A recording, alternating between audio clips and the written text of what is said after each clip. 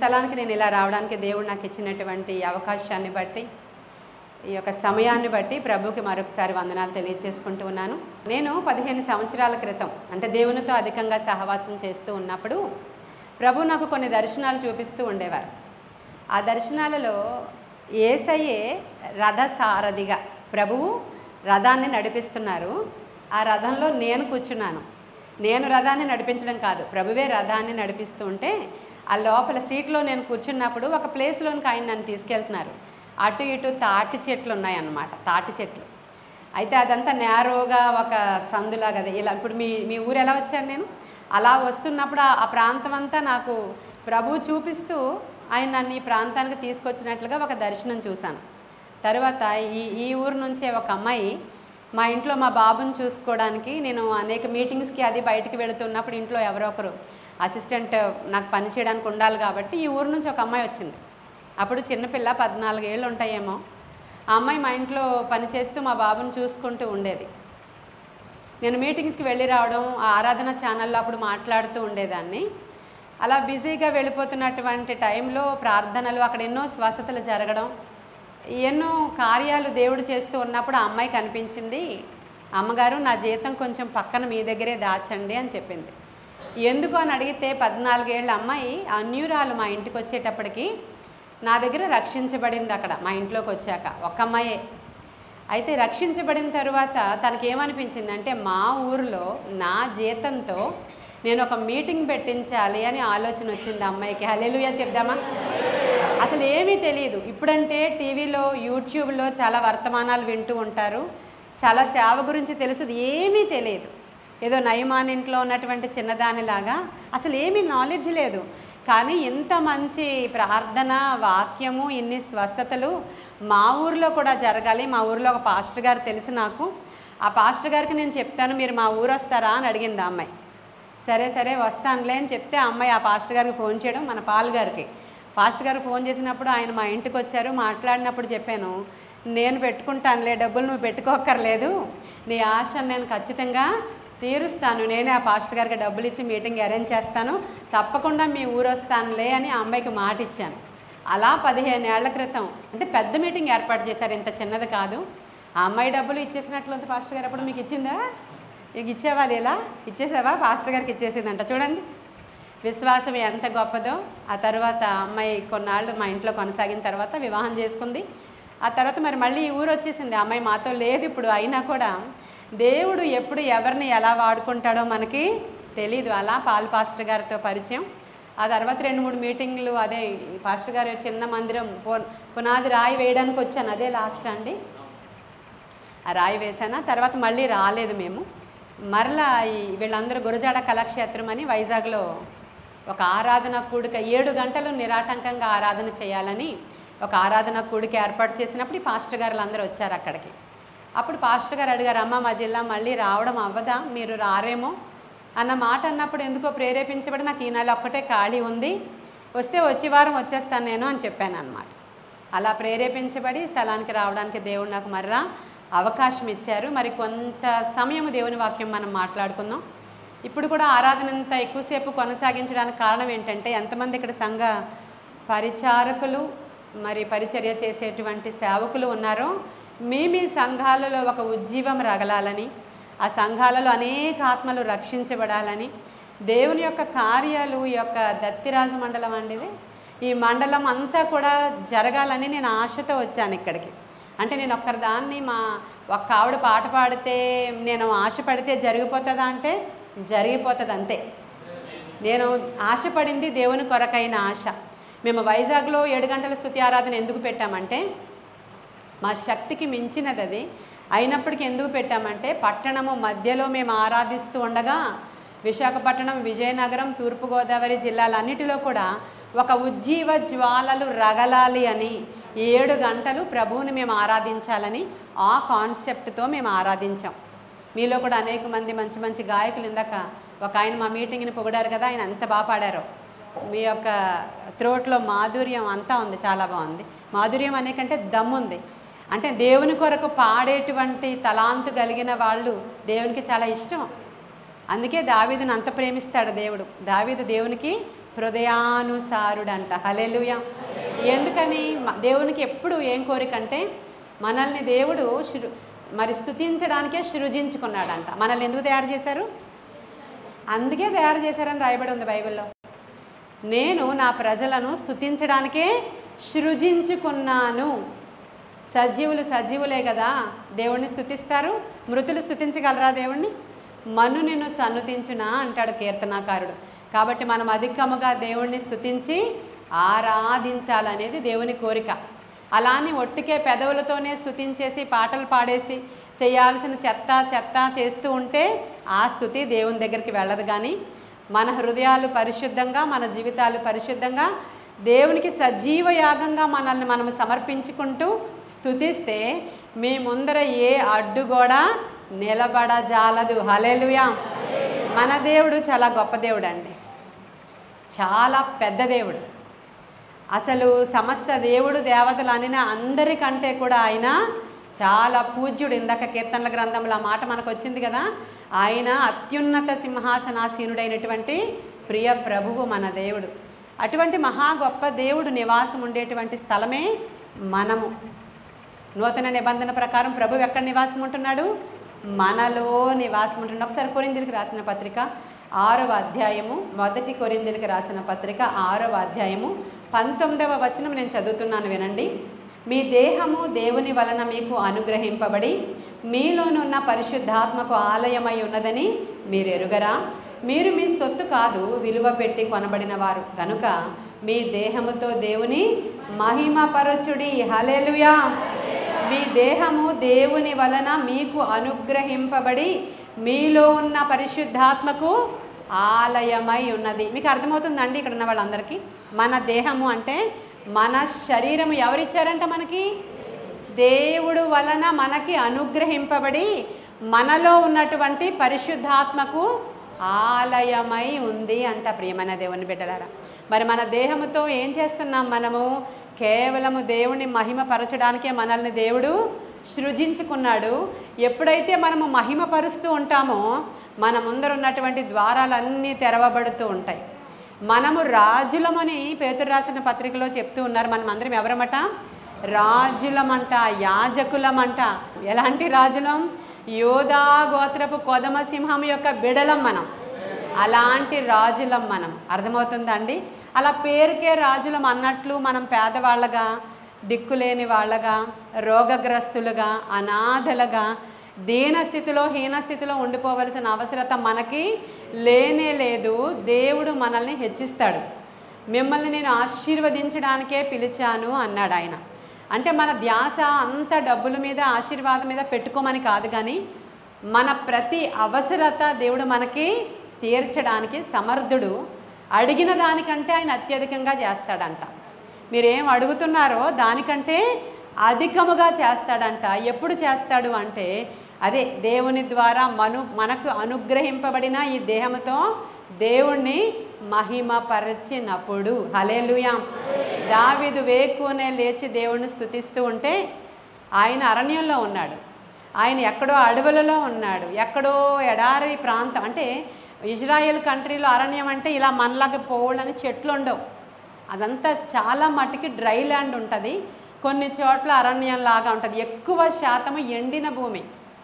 అందుకే కదా ఎండిన భూమిలో కాలిన అరణ్యంలో అనే పాటలు ఉంటాయి మనకి.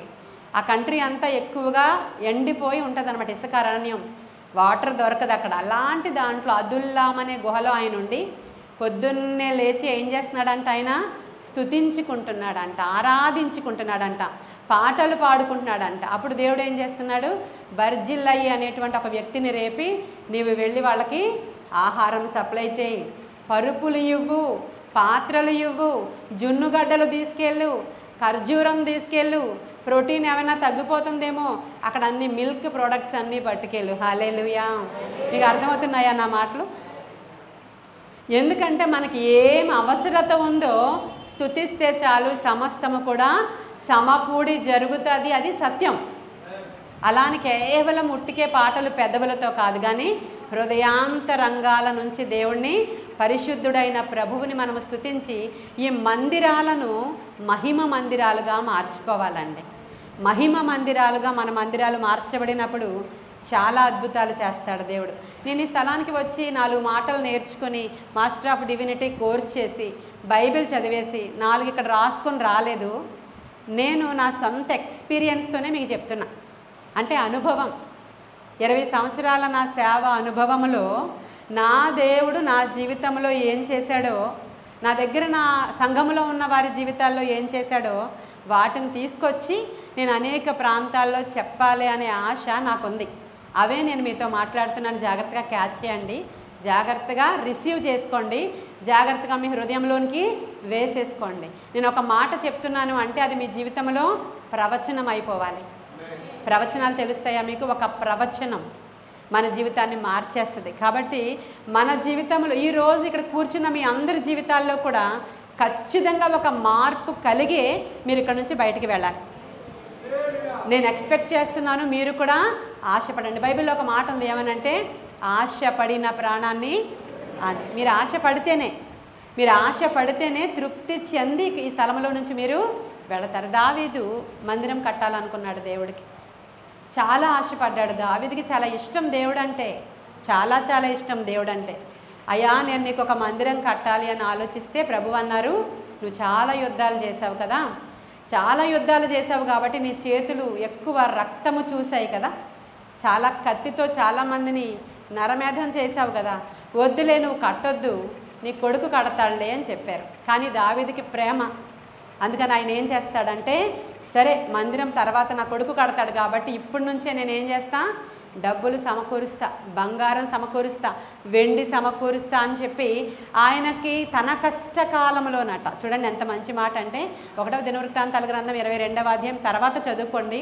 అక్కడ ఆయన రాస్తాడు, నా కష్టకాలంలో నేను సమకూర్చినటువంటి 2 లక్షల మణుగుల బంగారం అంటండి. అర్థమవుతుందా?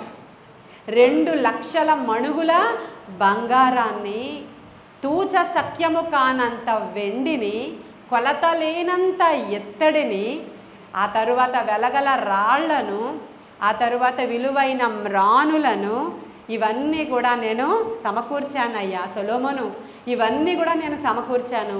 వడ్రంగి పనివారు ఉన్నారు, కాసే పనివారు ఉన్నారు, ఎత్తడి పనివారు ఉన్నారు, శిల్పకారులు నీ దగ్గర బ్రహ్మాండమైన వారు ఉన్నారు కదా, వీరందరితో కలిపి నాకు దేవుడిచ్చినటువంటి బ్లూ ప్రింట్ అంటారు దాన్ని, అంటే తెలుగులో ఆలయ నమూనా అంటారు దాన్ని.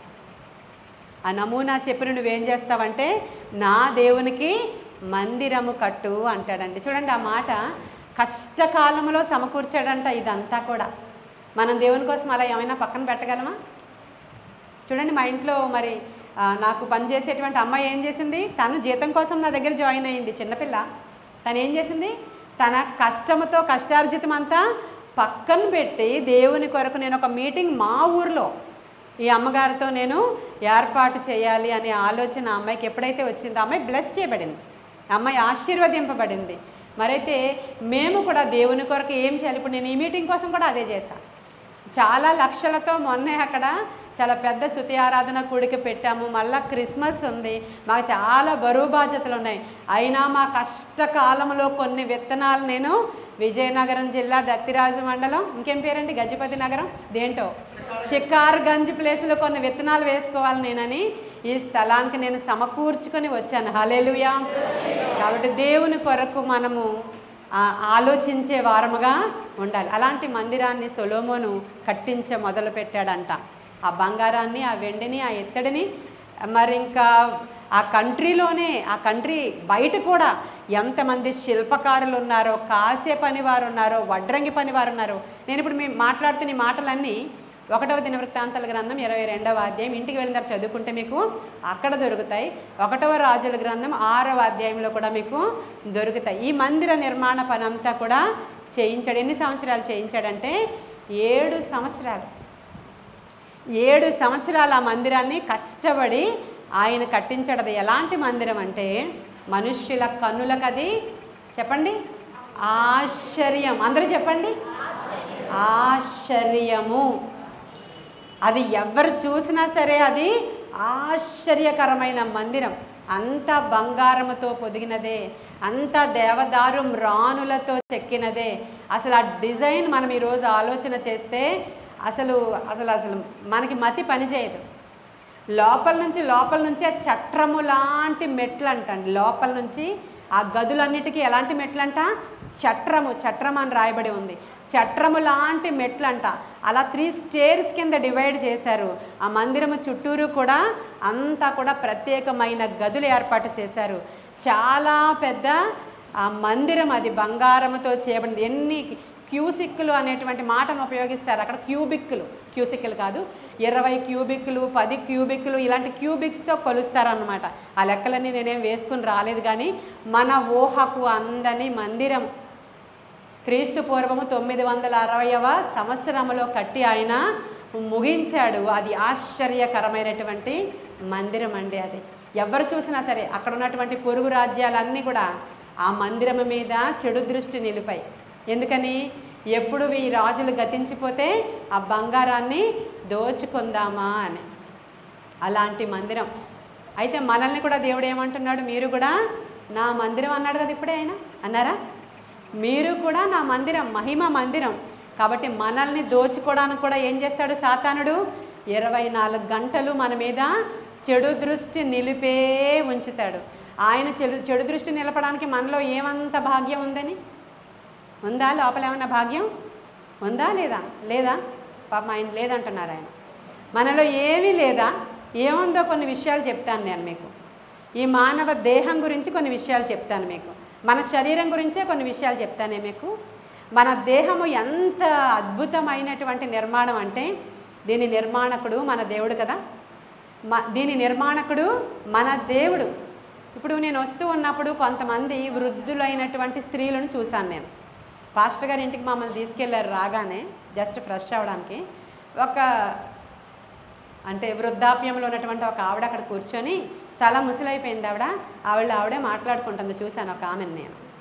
ఆ తర్వాత వస్తున్నప్పుడు ఒక ఆవిడ పాపం ఇంత సన్నగా ఉన్నాయి చేతులు, ఇంత సన్నగా. ఆ చేతులు పెట్టుకుని నడిచే వెళ్ళిపోతుంది. అప్పుడు నాతో వచ్చినటువంటి ఆంటీ అన్నారు, పాపం 90 ఇయర్స్ 100 ఇయర్స్ ఉంటాయేమోనమ్మా ఆవిడకి అన్నారు. అయితే నా ఎనాలిసిస్ ఏంటంటే, ఇక్కడ ఉన్న వాళ్ళకి అంత ఏజ్ లేదు. చిన్నవాళ్ళే. ఇప్పుడే పాల్ పాస్టర్ గారు చెప్పారు, నాతో పాటు 10th చదివినటువంటి నా క్లాస్మేట్ ఒక ఆయన వచ్చారని. పాల్ పాస్టర్ గారే చిన్న ఆయన ఇప్పుడు ఎంత పెద్ద ఆయనలో అయిపోయారంటే, మీ ఊరిలో అందరూ కూడా వయసులు చిన్నగా ఉన్నాయి కానీ మీరు పెద్దగా అయిపోయారు. ఎందుకని? ఈ దేహాన్ని సరిగా మీరు సంరక్షించుకోలేకపోతున్నారు. ఈ యొక్క వాతావరణము, ఈ ఊరి యొక్క అట్మాస్ఫియర్ మీకు అంత సౌఖ్యము లేకపోవడం. ఎంతంత దూరాలు వెళ్ళాలి, ఎంతంత దూరాలు ప్రయాణం చేయాలి. ఇదంతా ఒక రకమైనటువంటి అట్మాస్ఫియర్ ఉన్నటువంటి ఒక లోపల ప్రాంతం లాగా నాకు అనిపించింది. అయితే ఆ మామగారికి చూస్తే నేను మామగారు అంటున్నాను, ఆవిడ ఏజ్ అంతా నాకు తెలీదు. ఆవిడ వృద్ధాప్యంలోనే ఉంది. ఆవిడ 90 ఉండదా అంటే ఆవిడకి అసలు ఇక్కడ ఉన్న వాళ్ళు చాలా తక్కువ ఏజే కానీ ముసలుగా అయిపోతున్నారు అని నేను గ్రహించాను వాళ్ళని చూసినప్పుడు. అయితే ఆవిడ చెవులు మాత్రం ఎంత ఉన్నాయి? పెద్ద పెద్దగా ఉన్నాయి. ఏవో పెట్టుకుంది ఆవిడ ఇలా. చెవులు ఇంత పెద్దగా ఉన్నాయి, ముక్కులకు కూడా పెట్టుకుంది ఆవిడ ఇలా. పెట్టుకుందా? ఆవిడ చేతులు ఇంత సన్నగా అయిపోయినాయి. మరి చెవి సన్నగా అయిపోలేదేమి? అవునా? మీకు తెలుసా మన దేహంలో మనం ఎదుగుతూ ఉంటే చెవులు ఎదుగుతాయని మీకు తెలుసా? ఇప్పటి వరకు మీ చెవులు కూడా మీతో పాటు ఎదుగుతూ ఇవి కూడా ఎప్పుడు ఫ్రెష్గానే ఉంటాయి మీకు. మీ ముక్కు కూడా చూడండి, ఆ తాతగారి ముక్కు ఎంత ఉందో చూసారు, ఇలా పొడుగ్గా ఉందే.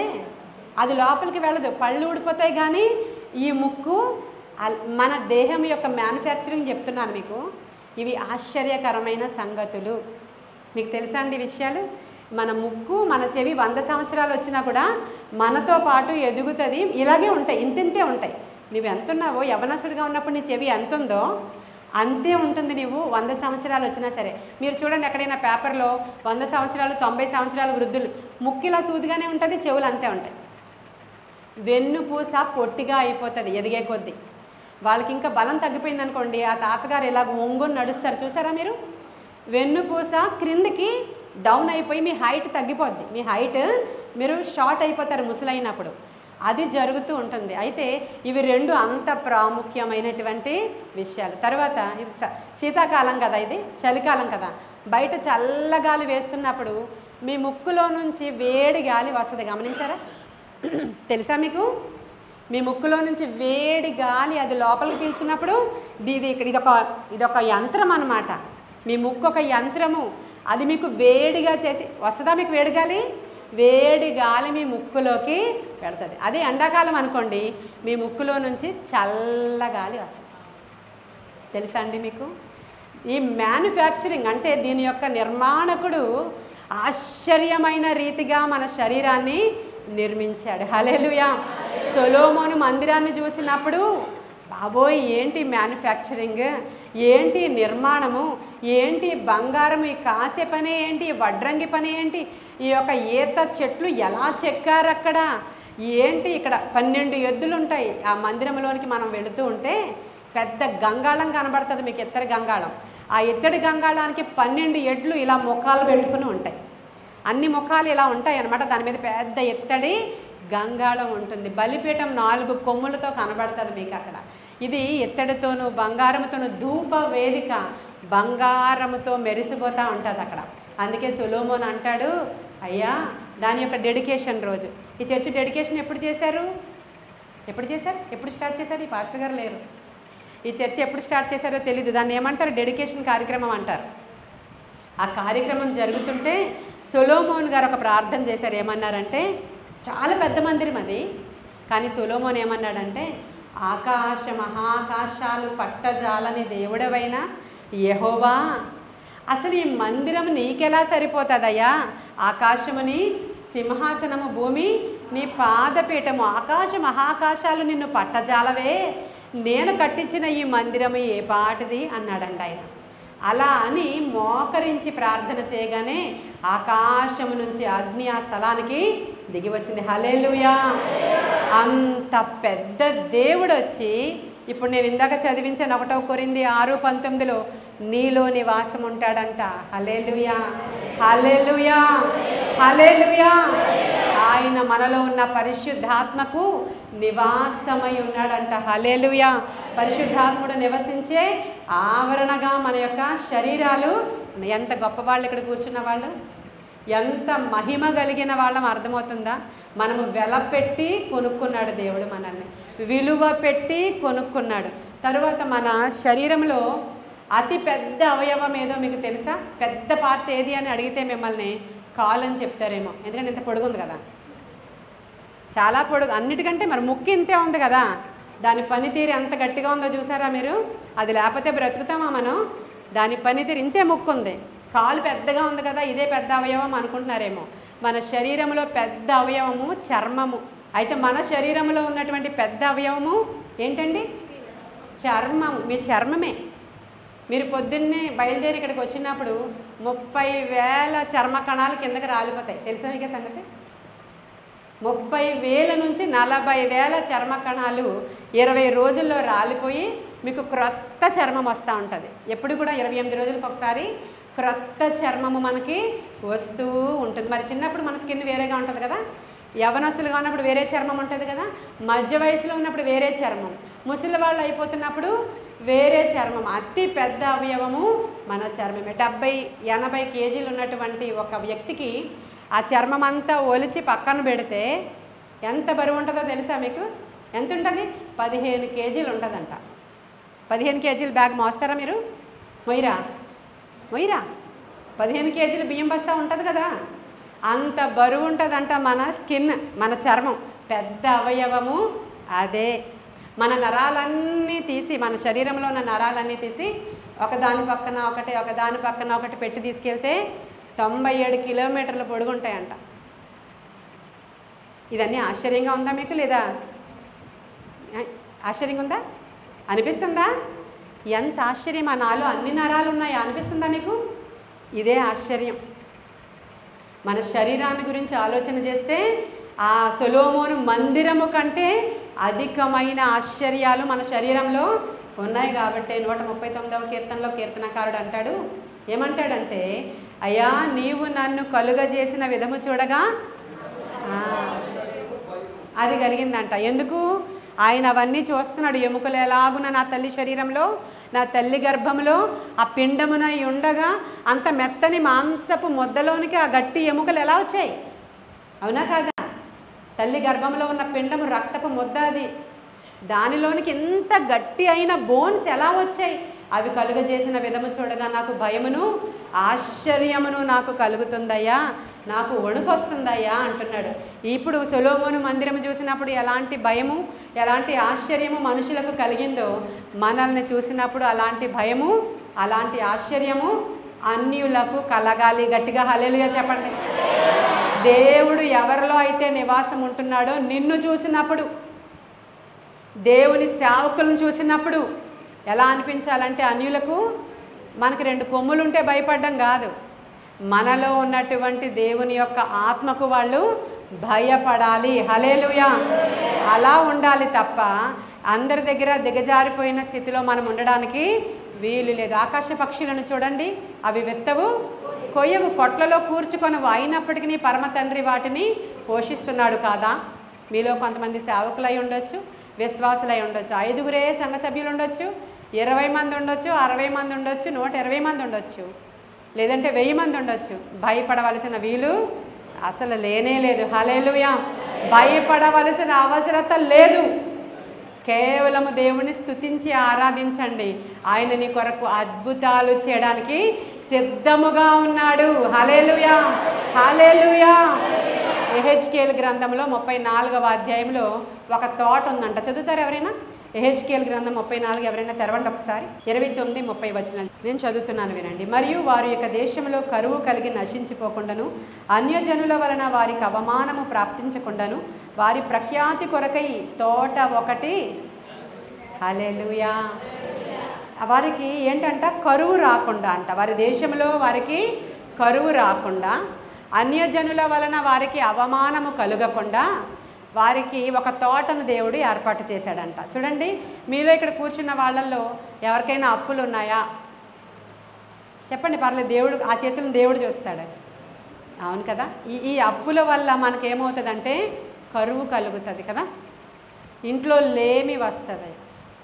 మనకి ఇలాంటి పరిస్థితుల్లో ఉన్న మనకి బంధువుల దగ్గర నుంచి అవమానము కలుగుతుంది. తక్కువ డబ్బులు ఉండి, లేమితో ఉండి, పేదరికంతో ఉండి, బాధలతో మనం బాధపడుతూ ఉంటే అనేకుల మధ్యలో మనకి అవమానంగా కొన్ని సందర్భాలలో జరిగించాల్సిన పనులు, మన పిల్లల పెళ్ళిళ్ళు చేయడం, పిల్లలకి చదివించుకోవడం, ఉద్యోగం లేకపోవడం, మనకు వ్యాపారం జరగకపోవడం, అసలు యజమానుడు పనికే పోకపోవడం, త్రాగుబోతూ భర్త, త్రాగుబోతూ బిడ్డలు, త్రాగుబోతూ అల్లుళ్ళు, లేదంటే త్రాగుబోతులే ఉన్నారనుకోండి ఇంట్లో, ఆ తర్వాత రోగగ్రస్తులైన వాళ్ళు ఉన్నారనుకోండి, తిరుగుబోతులైన భార్యలు ఉన్నారనుకోండి, వాళ్ళ ఇళ్లలోనికి అవమానము వస్తుంది, వాళ్ళ ఇళ్లలోనికి కరువు వస్తుంది, వాళ్ళ ఇళ్లలోనికి లేమి వస్తుంది. అందరూ అలాంటి వాళ్ళు కారు, ఆ ఇంట్లో ఒకడు అలాంటి వాడు ఉన్నాడు. అప్పుడు ఏమవుతుంది? ఆ ఇంట్లో అవమానము, కరువు, నింద, బాధ ఇవన్నీ వస్తాయి కదా. ఇవన్నీ తొలగించడానికి నేను ఒక తోటని ఏర్పాటు చేశాను. ఆ తోటలోనికి మీరు వస్తే అవన్నీ పోతాయి అన్నాడు దేవుడు. బాగుందా లేదా? బాగుందా? ఆ తోట మీకు కావాలా? మీ ఊర్లో చాలా తోటలు కనబడ్డాయి నాకు. ఎంత బాగున్నాయో మీ ఊర్లో తోటలు కదా. వస్తూ ఉండగా చూశాను, చాలా బాగుంది. మా ఊర్లో ఇన్ని తోటలు, ఇన్ని చెట్లు ఉండవు కదా. ఎంత బాగున్నాయో తోటలు. ప్రభు చెప్తున్నాడు, దేశంలో మీకు కరువు కలగకుండా, అన్యజనుల వలన మీకు అవమానము ప్రాప్తించకుండా నేను మీ కొరకు ఒక తోటను ఏర్పాటు చేస్తాను. హల్లెలూయా. ఎంత గొప్ప దేవుడు అండి ఆయన, ఎంత గొప్ప దేవుడు. ఎప్పటికప్పుడు ఏం కావాలో అన్నీ కూడా దేవుడు మనకి ఇస్తాను అనే వాగ్దానం చేస్తున్న దేవుడు. వాగ్దానం చేసిన వాడు చెప్పండి మీరందరూ. వాగ్దానం చేసిన వాడు ఎవరండి? నమ్మదగిన దేవుడు. మనుషులు ఎవరు నమ్మదగిన వారు? అసలు ఎవరు నమ్మదగిన వారు కారు, కానీ దేవుడు మాత్రమే నమ్మదగిన దేవుడు. ఆయన వాగ్దానం చేశాడు. ఏమన్నాడంటే, కరువు తీసేస్తాను, కరువు తీయడానికి ఒక తోట ఏర్పాటు చేశాను, ఆ తోటలోనికి మీరు అందరూ వస్తే చాలు. ఆదాము అవ్వల్ని ఫస్ట్ దేవుడు తయారు చేశారు కదా, తెలుసా మీకు తయారు చేశారని? ఆదాము అవ్వల్ని తయారు చేసిన తర్వాత దేవుడు ఎంత శ్రీమంతుడు. ఆయన పరలోకం అంతా బంగారు వీధులతో ఉంటుంది కదా. వెండి నాది, బంగారు నాది, ఈ 1000 కొండల మీద పశువులు నావే, ఈ కొండలన్నీ నావే, ఆకాశము నాదే, అన్నీ నావే అంటారు కదా ప్రభువు. అలాంటి గొప్ప దేవుడు తన పోలిక చెప్పున నరులను తయారు చేశారు. అప్పుడు ఆయన పోలికలో నరుడిని తయారు చేసిన తర్వాత పెద్ద కోట కట్టాలి కదా, అవునా కదా? ఇప్పుడు నేనున్నాను అనుకోండి, మా అబ్బాయి కోసం ఇల్లు కట్టాలనుకుంటున్నాను. ఎలాంటిది కడతాను? నేనున్న దానికంటే 1000 రెట్లు ఇంకా బెటర్ ఇల్లు కట్టాలి అనుకుంటానా లేదా? అనుకుంటానా? అలాంటి ఇల్లు కట్టాలి నా కొడుక్కి అనుకుంటాను నేను. మరి మన దేవుడు నాకంటే గొప్పవాడు. ఎలాంటి గొప్పవాడంటే, ఒకని తల్లి నిన్ను విడిచినా, ఒకని తల్లి నిన్ను మరచినా మరచిపోతుందేమో కానీ నేను అస్సలు మరువని దేవుడను. హల్లెలూయా. నా ప్రాణమే నీ కోసం ఇచ్చేస్తా, అలాంటి దేవుడిని నేను అన్నాడు ఆయన. ఇచ్చేశాడు కూడా మనకి. ఏ తల్లి తన పిల్లల కోసం ప్రాణం ఏమీ ఇవ్వదు. ఉంటే ఉండి ఇంట్లోంచి లేకపోతే పోవతలకి అంటది. ఇంకా ఎక్కువైపోతే నువ్వు చచ్చిపోయావు పో అనుకుంటానంటది. అర్థమవుతుందా? ఇది మనుష్యుని యొక్క నైజము. వాళ్ళు సరిగ్గా లేకపోతే వీళ్ళు ఇలా మాట్లాడతారు. వాళ్ళతో విసిగి చెందిపోతే తల్లులు తండ్రులు ఇలాంటి డైలాగ్స్ వస్తూ ఉంటాయి. ఎందుకంటే విసుగు చెందిపోయినప్పుడు. కానీ మన దేవుడు విసిగిపోయే దేవుడు కాదు. నువ్వెంత లోబడకపోయినా, ఎన్నిసార్లు గద్దించినా అదే త్రాగుడు, అదే తిరుగుడు, అదే తిట్లు, అదే బూతులు, అదే అసలు భయపడని నైజము, దేవుడికి లోబడని నైజము, భక్తిహీనత, ప్రార్థనాహీనత, ప్రార్థనలేమి ఎన్ని కలిగినా, నువ్వెంత పెద్ద సేవకుడు అయినా ప్రార్థనలేమి ఉంటే నువ్వు భక్తిహీనుడవే. అలా ఎంత దేవునికి విరోధంగా ఉన్నా కూడా విసిగిపోవట్లేదు ఆయన. ఇంకా సమయము, ఇంకా సమయం, ఇంకా సమయం ఇస్తున్నాడు. అలాంటి దేవుడు ఆదాముని అవ్వని తయారు చేసి బంగారంతో కట్టబడిన ఇల్లు తయారు చేయలేదు. దేని తయారు చేశాడు? తోట ఒకటి నాటించాడు. హల్లెలూయా చెప్పండి, గట్టిగా చెప్పండి.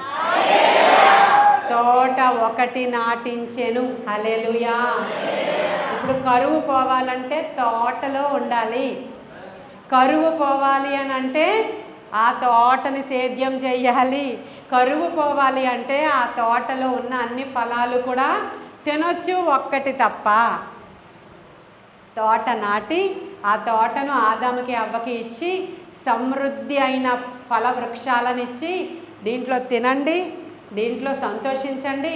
ఇదిగో ఈ యొక్క యూఫ్రటీస్ నది యొక్క పాయ దీంట్లో నుంచే ప్రవహిస్తుంది. ఆ నీరుని మొక్కలకి చెట్లకి పెట్టండి. చూసారా దేవుడు ఎంత సమృద్ధినిచ్చాడో? సారవంతమైన నేల, ఫలవృక్షాలు, ఆ యొక్క నీటి ఓటలు అవన్నీ ఇచ్చిన తర్వాత ప్రతిరోజు చల్లపూట వేళ గొప్పవాడైన సార్వభౌముడైన సృష్టికర్త అయిన దేవుడితో ముఖాముఖి మాట్లాడే అవకాశం.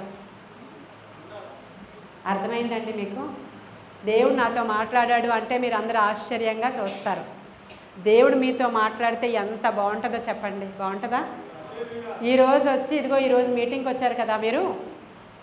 ఆ పాస్టర్ అమ్మగారితో నేనే మాట్లాడాను 20 సంవత్సరాల క్రితం. సేవకి రమ్మన్నాను, ఆవిడ అన్నీ విడిచిపెట్టి వచ్చేసింది. మీతో కూడా మాట్లాడదామని వచ్చాను ఈరోజు అంటే మీకు సంతోషంగా ఉంటుందా? ఉంటుందా లేదా చెప్పండి. అలాంటి దేవుడు రోజు మాట్లాడడానికి వచ్చేవారంటండి. ఎక్కడికి? తోటలోనికి. హల్లెలూయా, హల్లెలూయా.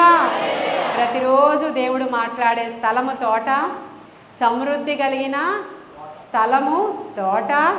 అసలు నీకు అక్కడ ఏ అవమానము ప్రాప్తించని స్థలము ఆ తోట. అక్కడ నీకు ఏ కీడు రాదు, ఏ చెడు రాదు. దాని చుట్టూ కూడా దేవుని యొక్క ప్రసన్నత ఆవరించి వెలుగుతో మహిమ దేహాలు ధరించుకొనిన పరిశుద్ధులైనటువంటి వారు అక్కడ జీవితము జీవించే స్థలమే ఆ తోట. ఆ తోట పేరేంటో చెప్పమంటారా? సంఘము. హల్లెలూయా చెప్పండి, గట్టిగా హల్లెలూయా చెప్పాలి. మీరు వెళ్ళే సంఘం పేరే ఆ తోట. ఎవరెవరు ఏ సంఘాల నుంచి వచ్చారో ఆ సంఘాన్ని దేవుడు ఏమంటున్నాడు? తోట. హల్లెలూయా. మీరు సంఘములో స్థిరముగా నిలిచి ఉండాలి. మీ చర్చిలో 5 మందే ఉన్నా 10 మందే ఉన్నా ఆ స్థలంలో దేవుడు మిమ్మల్ని నాటాడు కాబట్టి అక్కడున్న సారమంతా మీ 5గురిలోనికి వెళ్ళిపోద్ది. ఎక్కువ మంది ఉంటే సారం తగ్గుతుంది. కాబట్టి ఇక్కడ ఇంతమందే ఉన్నారు. ఆ పాస్టర్ గారు అక్కడ అంతమంది అయిపోయారు. నేను ప్రయాణం చేసి విజయనగరం పోయి అక్కడ పెద్ద చర్చికి వెళదామని అనుకున్నారనుకోండి, సారం ఏమీ ఉండదు అక్కడ. మీకు అర్థమవుతుందా? మీరు ఎక్కడ నిలిచి ఉన్నారో, మిమ్మల్ని ఎక్కడ నాటాడో దేవుడు, అక్కడ మీకు ఎంత సారం కావాలో అక్కడ ముందే డిజైన్ చేస్తాడు ఆయన. ఇప్పుడు ఇంత ప్లేస్ ఉంది, ఈ ప్లేస్లో ఎన్ని చెట్లు పడతాయో దేవునికి తెలుసు. ఎంత ఎరువు కావాలో దేవుడికి తెలుసు. ఎంత గొప్పి తవ్వాలో, ఎంత నీరు ఓటలు రావాలో దేవునికి తెలుసు. కాబట్టి నువ్వు ఇక్కడ సారవంతమైన తోటలో ఒక మంచి సత్తువ గల భూమిలో చక్కని ఫలవృక్షాలు ఇచ్చేటువంటి చెట్టుగా నిన్ను చేయాలని దేవుడు ఆశపడుతున్నాడు. కాబట్టి అలాంటి గొప్ప సంఘాల నుంచి మీరు అందరూ ఇక్కడికి వచ్చారు. కాబట్టి మీరే ఒక ఆశ్చర్యం ప్రియమైన దేవుని బిడ్డలారా. మనమే ఒక ఆశ్చర్యం, మనమే దేవుని యొక్క ఆలయం, మనమే దేవుని యొక్క నివాస స్థలము. చాలా భద్రంగా జాగ్రత్తగా మనము మన దేహాలను కాపాడుకోవాలి. బ్రెయిన్ ఎక్కడ ఉంటుంది చూపించండి. అబ్బా అందరికీ తెలిసే, కొంతమందికి తెలీదా? మీ బ్రెయిన్ ఎక్కడుంది? అయ్యో బ్రదర్స్ చూడండి అమ్మ, సహోదరులు, మీ బ్రెయిన్ ఎక్కడుందండి? ఎక్కడని చెప్పండి, నాకు తెలియదులే ఎక్కడని తెలుసు అంతే. ఎక్కడ ఉంటుంది బ్రెయిన్ అంటే? ఇలా అనాలి కదా మనం, తలలోనేనా? ఈ బ్రెయిన్ నుంచే మనకి సిగ్నల్స్ అన్నీ బయటకు వస్తాయి. నువ్వు ఈరోజు ప్రేయర్కి వెళ్ళాలి, ఎవరు చెప్పారు నీకు? ఇక్కడ కూర్చోవాలి. అదే మానసిక రోగులు అనుకోండి, మధ్యలో లెగిసి వెళ్ళిపోతుంటారు. అంటే మధ్యలో లెగిసి వెళ్ళిపోయే వాళ్ళందరూ ఎవరు? ఎవరు లెక్కండి, మరి కూర్చోండి అందరూ కూడా. అంటే వాళ్ళకి గైడెన్స్ రాదు కాబట్టి ఏం చేస్తారు, వాక్యం జరుగుతున్నా సరే లేచి వెళ్ళిపోతుంటారు అనమాట. ఏదో గుర్తొస్తుంది వాళ్ళకి. మధ్యలో వాక్యంలో పడిపోతే ఏమీ గుర్తురాదు, అసలు ఏమీ గుర్తురాదు. హల్లెలూయా. మందిరం మధ్యలోంచి వెళ్ళకూడదు. 1 గంట 2 గంటలు అంతే. ముందే నువ్వు అన్నీ క్లియర్ చేసుకుని వచ్చి కూర్చోవాలి అంతే.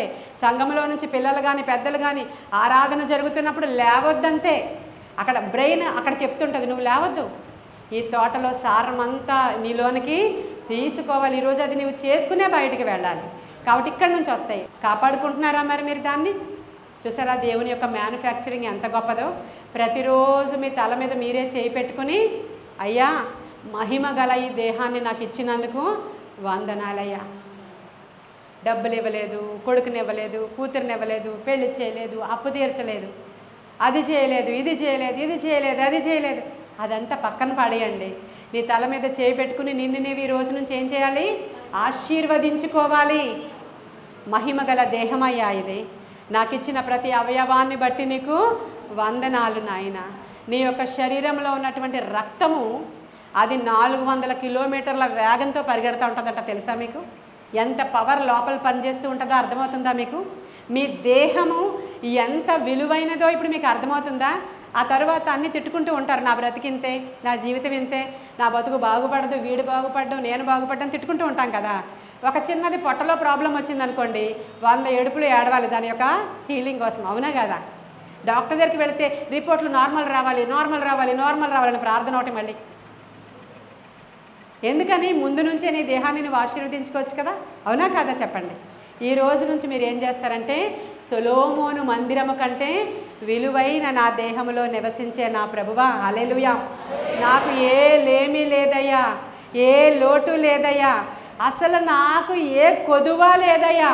యెహోవా నా కాపరి, నాకు లేమి కలుగదు. పచ్చిక గల స్థలములలో అసలు ఆయన నన్ను పరుండ చేస్తాడు, శాంతికరమైన జలముల దగ్గర ఆయన నన్ను నడిపిస్తాడు. ఆయన దుడ్డుకర్ర దండము నాకు తోడుగా. నాకు అసలు దేవునితో ఉన్నప్పుడు నాకు లేమి లేదని చెప్పాలి. ఈ రోజు నుంచి మీ ప్రేయర్ స్టైల్ మారిపోవాలి, మీ పాటలు పాడే తీరు మారిపోవాలి. ఇందాక మేము అంత గట్టి ఆరాధన చేస్తుంటే చప్పగా చప్పట్లు కొడుతున్నారు. ఒక పాస్టర్ గారే బాగా ఇన్వాల్వ్ అయ్యారు ఇక్కడ. మీరందరూ చప్పగా చప్పట్లు కొడుతున్నారు. మరి ఏంటి, మీకేం ఆనందం లేదా దేవునితో? ఆయన మహిమ పరచటం, ఆయన మహిమ పరచబడ్డం ఆయనకి ఇష్టం. మీరు మహిమ పరచాలి. కాబట్టి ఇంత చక్కని శరీరాన్ని దేవుడు మనకు అమర్చి, ఇప్పుడు ఆయన ఏమంటున్నాడు? కొరింథీయులకు రాసిన పత్రిక మళ్ళీ చదువుతాను వినండి. ఆయన ఏమంటున్నాడు అంటే 1వ కొరింథీయులకు రాసిన పత్రిక 6వ అధ్యాయం 19వ వచనంలో, మీ దేహము దేవుని వలన మీకు అనుగ్రహింపబడి మీలోనున్న పరిశుద్ధాత్మకు ఆలయమై ఉన్నదని మీరు ఎరుగరా? మీరు మీ సొత్తు కారు, విలువ పెట్టి కొనబడిన వారు గనుక మీ దేహముతో దేవుని, హల్లెలూయా, మీ దేహముతో దేవుని మీరు మహిమ పరచండి అంటున్నాడు ఆయన. కాబట్టి మరి ఈ రోజు నుంచి మన దేహాలతో దేవుని మహిమపరుస్తారా? ఏం చేస్తారు మహిమపరచడానికి? ఉదయాన్నే లేచి ఫస్ట్ గొప్ప శబ్దంతో దేవుణ్ణి స్తుతించండి, ఆరాధించండి, మహిమపరచండి, కొనియాడండి, దేవుణ్ణి పొగడండి. మీలేమి ఏమి కూడా జ్ఞాపకం మీరు తెచ్చుకోవద్దు. మీరు అలా స్తుతిస్తూ ఉండగానే ఆయనకి మీ అక్కరలు ఏమున్నాయో అన్నీ కూడా తెలుసు. మీరు అడగక మునిపే మీ అక్కరలు నాకు తెలిసే ఉన్నవి, అవన్నీ నేను మీకు ప్రొవైడ్ చేస్తానని వాగ్దానం ఉంది. తరువాత మీరు స్తుతంతా అయిపోయిన తర్వాత అప్పుడు అడగడం మొదలు పెట్టండి. ఆండ్రూ ముర్రే అనేటువంటి ఒక గొప్ప దైవజనుడు ఇలా అన్నాడు, మీరు ప్రార్థనకి ఉపక్రమించినప్పుడు మొదట ఏమీ మాట్లాడొద్దు. మీరు మోకాళ్ళు వేసి, లేదంటే మోకాళ్ళు లేని వాళ్ళు అలా కూర్చొని సైలెంట్గా ఉండిపోండి. కాసేపు మౌనముగా కొద్ది నిమిషాలు మౌనముగా ఉన్నప్పుడు మీ బాడీ పరలోకానికి ట్యూన్ చేయబడుతుంది అన్నమాట. పరలోకానికి అనుగుణంగా మీ బాడీ ఏమవుతుంది, మీరు ఎక్కడున్నారు, భూమి మీద కదా ఉన్నారు. ఈ గ్రావిటీ మిమ్మల్ని లాగేస్తూ ఉంటుంది అన్నమాట. భూమి ఆకర్షణ శక్తి, భూమి మీద ఉన్నటువంటి ఆ తలంపులు, ఆలోచనలు రకరకాలవి మనకి భూమి లాగుతూ ఉంటుంది. అందుకని మీరు ఏం చేస్తారంటే సైలెంట్గా కాసేపు కూర్చుంటే అప్పుడు ఈ భూమి ఆకర్షణ శక్తి తగ్గి పరలోక ఆకర్షణ శక్తి మీలోనికి రావడం మొదలవుతుంది. అప్పుడు మీరు స్తుతించడం స్టార్ట్ చేయండి. ఆ స్తుతిస్తూ ఉండగా పరలోకము మీ వైపుకి వంగుతుంది. అప్పుడు దేవునితో మాట్లాడడం మీరు మొదలు పెట్టండి. హల్లెలూయా. అప్పుడు మీ మనవి ఇమ్మీడియట్గా దేవుడి దగ్గరికి వెళతారు. బాగుందా? బాగుంది కదా. ఈ రోజు నుంచి మనము ఈ విధంగా అసలు మన శరీరాన్ని ట్యూన్ చేసుకోవాలి. ఎందుకు అంటే 2 కొరింథీయులకు రాసిన పత్రిక ఒకసారి తెరవండి. 11వ అధ్యాయము 3వ వచనంలో, సర్పము తన కుయుక్తి చేత హవ్వను మోసపరిచినట్లు మీ మనస్సులు చెరుపబడి క్రీస్తు ఎడలనున్న సరళత నుండి పవిత్రత నుండి ఎట్లయినా తొలగిపోవునేమో అని భయపడుచున్నాను అని పౌలు రాస్తున్నాడు. ఎందుకని నేను మిమ్మల్ని మీరు ట్యూన్ చేసుకోండి అని చెప్తున్నానంటే, మీరు అందరూ ఇప్పుడు ఎక్కడున్నారు? మీరు ఎక్కడున్నారు? వెరీ కరెక్ట్, ఈ అమ్మాయి వెరీ గుడ్. ఎక్కడున్నారు మీరు అందరూ? తోటలోనికి ఏం వచ్చింది అవ్వ దగ్గరికి కదండి, సర్పం వచ్చింది కదా, మన దగ్గరికి కూడా వస్తుందని చెప్తున్నాడు ఆయన పౌలు. సర్పము తన కుయుక్తి చేత హవ్వను ఎలా అయితే మోసం చేసిందో అలాగే మిమ్మల్ని కూడా పవిత్రత నుండి సరళత నుండి అది దాని కుయుక్తి చేత మిమ్మల్ని ఏం చేస్తుందంట, ప్రక్కకి మోసపరిచి ప్రక్కకి తొలగించేస్తుందేమోనని నేను భయపడుతూ ఉన్నాను అన్నాడు ఆయన. నిజమేనా? నిజమేనా? వస్తుందా పాము? ఎప్పుడైనా వచ్చాయి మందిరంలోని పాములు? రాలేదంటండి. ఎప్పుడు దేవుడేమో వస్తుంది అని చెప్తున్నాడు. మరి దేవుడు ఏం చెప్తున్నాడంటే, సర్పము అవ్వ దగ్గరికి వచ్చినట్లే మీ దగ్గరికి కూడా వస్తుంది. వచ్చినప్పుడు మీ ప్రవర్తనను, మీ యొక్క పరిశుద్ధ ప్రవర్తనను, మీ సరళత నుంచి మిమ్మల్ని ఏం చేస్తుంది, పక్కకి మోసం చేసి తొలగించేస్తే మీరు భ్రష్టులు అయిపోతారేమోనని నేను చాలా భయపడుతున్నాను. కాబట్టి మీ దేహాలను మీరు చాలా జాగ్రత్తగా కాపాడుకోవాలి అని ఆయన చెప్తున్నాడు. ఎందుకంటే ఒక సామెతల గ్రంథంలో సొలొమోన్ అనుకోండి, సామెతలు రాసిన ఆయన సొలొమోన్ అంటారు కొన్ని సామెతలు. ఆయన ఏం రాశాడంటే సామెతల గ్రంథం 30వ అధ్యాయంలో, నాకు గ్రహించలేనటువంటి 4 ఉన్నాయి. అవేంటంటే, బండ మీద సర్పము జాడ, అంతరిక్షములో పక్షిరాజు జాడ, పురుషునితో స్త్రీ యొక్క జాడ, నడి సముద్రంలో ఓడ యొక్క. ఈ 4 నా గ్రహింపులోనికి రావట్లే. ఒకసారి షిప్ కనుక సముద్రంలో వెళ్ళిపోతే అక్కడ ఏ జాడ ఉండదు. ఇలా వెళ్ళిపోగానే నీళ్లు మళ్ళీ మామూలు అయిపోతాయి. అవునా కదా? అసలు ఇలా వెళ్ళింది షిప్ అనే జాడ ఏం కనపడదు. ఎలాగో బండ మీద సర్పం జాడ కనబడుతుందా? ఇప్పుడు మనం పొలంలో చూసామనుకోండి, మట్టి ఉందనుకోండి, ఇసుక ఉందనుకోండి, ఇసుకలో పాము వెళితే దాని మార్క్ పడుతుంది కదా. ఇదేదో రాత్రి పాము వచ్చినట్లుందని తెలుస్తుందా మీకు? తెలుస్తుంది కదా. మాకంటే మీకు బాగా తెలుస్తుంది. పొలాల్లో పెద్ద పాము అనుకోండి, కొంచెం గట్టిగా వెళుతుంది అది. అప్పుడు మట్టిలో నుంచి కూడా వెళ్ళిన దాని జాడ మనకి తెలిసిపోద్ది. అదే బండ మీద ఎక్కింది అనుకోండి, అది దాని జాడ తెలుస్తుందా? అలాగొస్తుంది అన్నమాట సర్పము మీ దగ్గరికి. పవిత్రత నుంచి మీకు పక్కకి తొలగిస్తుంది. ఎవరి దగ్గరికైనా అలా వచ్చిందా అంటే వచ్చింది. ఒకరోజు దావీదు గారి ఇంట్లోకి వచ్చింది. పాలరాతి భవనం కట్టించుకున్నాడు మన దావీదు యెరూషలేములో. పాలరాతి నేల చేసుకున్నాడు ఆయన యెరూషలేములో. ఆ పాలరాతిలో నుంచి ఎక్కి ఆయన పడుకునే గదిలోనికి వచ్చింది. వసంతకాలంలో వచ్చింది. వచ్చి అంది, ఒకసారి పైకి వెళ్తావా? ఈ టైంలోనే అమ్మాయి స్నానం చేస్తూ ఉంటుంది అక్కడ. వచ్చిందా? తెలిసిందా ఇప్పుడు నేనేం చెప్తున్నాను? పాలరాతి నేల మీద నుంచి పాకి రోజు వస్తుంది. కానీ దావీదు చూసుకోలేదు. ఎందుకంటే ఆనవాళ్ళు లేదు, జాడ లేదు. ఆ రోజు వచ్చి చెవిలో ఏం చెప్పిందంటే, మేడ మీదకి వెళ్ళి ఈ టైంలోనే అమ్మాయి అక్కడ స్నానం చేస్తాడు. ఆయన తెలియకుండానే పైకి వెళ్ళిపోయాడు. ఆయన తెలీదు. ఇది లోపల ఇంకొక స్వరం మాట్లాడింది ఆయనకు తెలీదు. రాజులు యుద్ధానికి పోయే వసంతకాలంలో కూర్చొని సాయంకాలాన స్తుతించుకునే టైం అయింది. అది దినమునకు 7 మార్లు స్తుతించుకుంటాడు దావీదు. అది స్తుతించే టైం. మేడ మీదకి ఎక్కి అమ్మాయిని చూడడానికి వెళ్ళాడు. అమ్మాయిని చూస్తే కళ్ళు తిప్పుకోవాలా, 10 సార్లు చూడాలా? ఏం చేయాలి?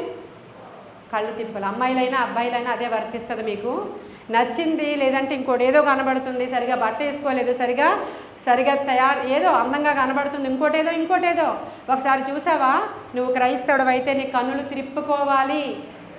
అసలు మరొకసారి చూడాల్సిన అవసరత నీకు లేదు. పాత నిబంధనలో శరీరంతో చేస్తే తప్పు, క్రొత్త నిబంధనలో కళ్ళుతో చేస్తే వ్యభిచారం. అది ఏం చేశాడు దావీదు? ఇప్పుడు పైకి వెళ్ళాడు, ఆ సర్పం ఎక్కి వెళ్ళిపోయింది ఆయన దగ్గరికి, చూశాడు, పాపములో ఆయన పడిపోయాడు. ప్రియమైన దేవుని బిడ్డలారా, సొలొమోను దగ్గరికి వెళ్ళింది ఇది, సంసోను దగ్గరికి వెళ్ళింది ఇది, చాలామంది దగ్గరికి వెళ్ళిందండి. కాబట్టి ప్రభు చెప్తున్నాడు, మీరు కొత్త నిబంధన భక్తులు, ఎంత అవేర్నెస్ ఉందంటే మీకు ప్రతిరోజు సేవకులు మీకు బోధిస్తూనే ఉన్నారు. మీ చేతిలో జీవ గ్రంథం ఉంది. అన్నిటికంటే మించి పరిశుద్ధాత్ముడు మీ లోపల ఉన్నాడు. హల్లెలూయా. కాబట్టి బండ మీద సర్పము జాడ, ఆ వాడిని దగ్గరికి వచ్చినప్పుడు నీకు ఏమవుతుంది నీకు తెలియదు. ఇంకా పవిత్రత నుంచి నువ్వు ప్రక్కకి తొలగిపోతావేమో, ఆ యొక్క సరళత నుండి నువ్వు ప్రక్కకి తొలగిపోతావేమో. నీ మీద వాడు ఎక్కుతాడు, నీకు తెలియదు. ఎందుకో తెలుసా? మనకి ఇంకో పేరు ఉంది. ఏంటో చెప్పనా? సజీవమైన రాళ్ళమి మనము. హల్లెలూయా చెప్పండి గట్టిగా, హల్లెలూయా చెప్పండి. సజీవమైన రాళ్ళమి మనము. మనతో మందిరాన్ని నిర్మిస్తాడు దేవుడు. హల్లెలూయా. కాబట్టి మన మీద అది ప్రాక్కుతుందేమో, ఎక్కుతుందేమో. ఈరోజు ఒకసారి మీరందరూ, మీది పల్లెటూరు, నేను మామూలుగా చెప్తున్నాను, మీది పల్లెటూరు కనుక ఇక్కడ ఎక్కువ ఛాన్సెస్ ఉంటాయి ప్రక్కకి తొలగిపోయేటువంటి ఛాన్సెస్. ప్రియమైన దేవుని బిడ్డలారా, సేవకులే కానివ్వండి, విశ్వాసులే కానివ్వండి, చాలా ఎక్కువగా వాడు పాములు తిరుగుతూ ఉండేటువంటి స్థలాలు. పట్టణంలో చాలా బిజీగా ఉంటారు అందరూ.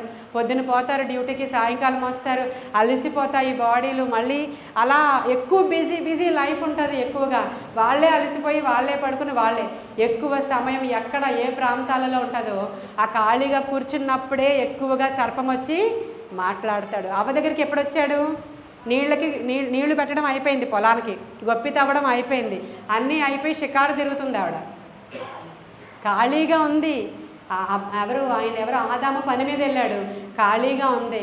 అప్పుడు వచ్చింది అక్కడికి, వచ్చి ఈ పండు తిను అని చెప్పింది. అవునా కాదా చెప్పండి? ఆ మాటలు చాలా తీగా ఉంటాయి. ప్రియమైన దేవుని బిడ్డలారా, ఈ రోజు నుంచి ఇంక నేను ఎక్కువగా చెప్పను, కానీ ఈ రోజు నుంచి మీ ప్రార్థనా విధానం అంతా మారిపోవాలి.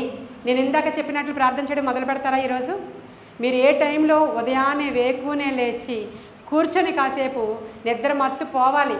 పోయిన తర్వాత పరలోకానికి కనెక్ట్ అవ్వడానికి మీ బాడీని ఏం చేయాలి? మీరు ట్యూన్ చేసుకోవాలి.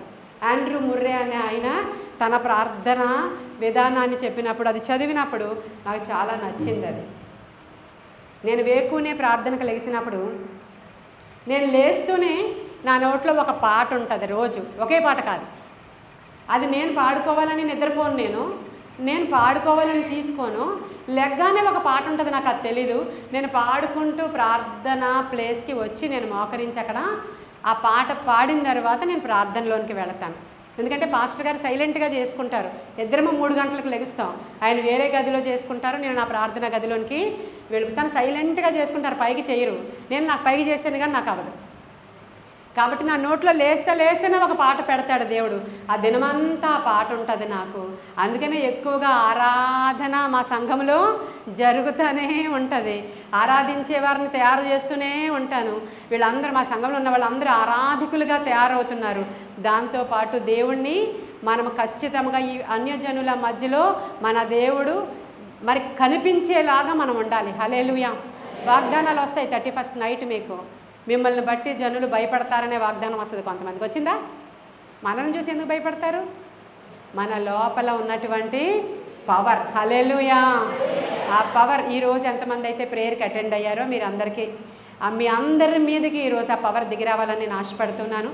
ఎందరైతే సేవకులు ఉన్నారో వారి సేవా పరిచర్యలు బలంగా అదే పవర్తో ఈ రోజు నుంచి ఇప్పటికంటే మరి ఎక్కువగా వర్ధిల్లాలని నేను ఆశపడే ఈ యొక్క డిస్ట్రిక్ట్కి రావాలని నేను ఇక్కడికి వచ్చాను. అంటే ఈ నెలలో దేవుడు నాకు ఒక రివల్యూషన్ ఇచ్చారనమాట. ఏ నెల ఇది? నవంబర్లోనే ఇచ్చారు. మీరు వెళ్ళి ఆరాధించే ప్రతి చోట నేను ఉజ్జీవాన్ని తీసుకుని రాబోతున్నాను అని. అందుకని మా సొంత డబ్బుతో అక్కడ దండులో కొలువు చేసాం. వెళ్ళి అక్కడ పట్టణం మధ్యలో చేసాం. ఎవరికి తెలియదు ఎందుకు అంత ఆరాధన కూడిక మేము పెట్టామో. అయిపోయింది అక్కడ.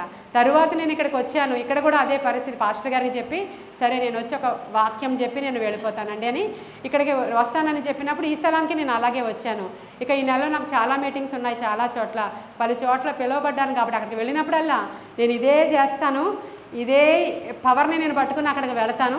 వాళ్ళు తెలియక నన్ను పిలిచారు, కానీ నా హృదయంలో దేవుడు పెట్టిన భారాన్ని నేను మోసుకుని పోతాను.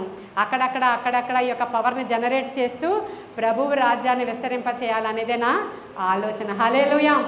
ఈ రోజు నుంచి నా కొరకు కూడా ఇక్కడ ఉన్న సేవకులందరూ భారంతో ప్రార్థించాలని కోరుకుంటున్నాను. నేను దేవుడు నన్ను పిలిచినటువంటి పిలుపు, నన్ను పిలిచినప్పుడు ఒక స్త్రీ అని చాలా నిర్లక్ష్యం.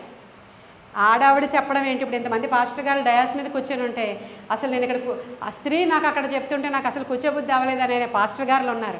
నేను ముందు వెళ్ళిన మీటింగ్స్లో జరిగిన సందర్భాలు చెప్తున్నా మీకు. అసలు ఆవిడని పిలవడం ఏంటి? ఏ పురుషులు లేరా? స్త్రీని పిలవడం ఏంటి? అసలు స్త్రీ పాస్టర్ అమ్మగారు ఏంటి? ఇదేంటి ఈ రోడ్డు పక్కన ఇంత చర్చ్ ఆడావిడ నడిపిస్తున్నారా? ఆ చర్చికి వెళ్ళకండి, నరకానికి వెళ్ళిపోతారు. ఇలాంటి అనేకమైన ఆటుపోట్ల మధ్యలో 20 సంవత్సరాలు నిలదొక్కున్న సంఘము మాది. హల్లెలూయా. అంత సులువుగా సేవలోనికి వచ్చేయలేదండి. కాబట్టి దేవుడు నన్ను పిలిచిన పిలుపుకు నేను లోబడి సేవ చేసినప్పుడు ఎన్నో ఆటుపోట్లు, ఆటంకాలు ఎన్నో వచ్చినా ఎక్కడా పడిపోలేదు, ఎక్కడా దిగజారిపోలేదు, ఎక్కడా డల్ అయిపోలేదు. నాటి నుంచి నేటి వరకు ఒకే పవర్తోనే వెళ్ళిపోతున్నాం. హల్లెలూయా. అంతము వరకు ఇదే పవర్తో కొనసాగే కృప దేవుడు నాకు అనుగ్రహించునుగాక. ఇది అతిశయముతో చెప్పలేదు, ఆత్మ బలముతో చెప్పాను. హల్లెలూయా, హల్లెలూయా. కాబట్టి ఇక్కడ ఉన్న సేవకులందరినీ ప్రభువు అంతకంటే బలంగా వాడుకోవాలని, మీరందరూ ఉజ్జీవింపబడాలని, తోటలోనికి వెళ్ళడం మానకూడదు, సహవాసముగా కూడటం మానకూడదు, సంఘముగా కూడటం మానకూడదు, సంఘాన్ని ప్రేమించటం మానకూడదు. అప్పుడు ఆ తోటలో ఆశీర్వాదం మీ ఇంట్లోనికి వస్తుంది, ఆ తోటలో సమృద్ధి మీ గృహాలలో ఉంటుంది. మనం ఆశీర్వదింపబడిన వారముగా ఈ ప్రజల మధ్యలో హెచ్చింపబడతాము. సంవత్సరం ఆత్మల పంట మనము కోస్తాము. ఇట్టి కార్యాలు దేవుడు మన జీవితాలలో జరిగించాలని కొన్ని మాటలు దేవుడు మన వెనుకడిలో దీవించునుగాక. ఆమేన్.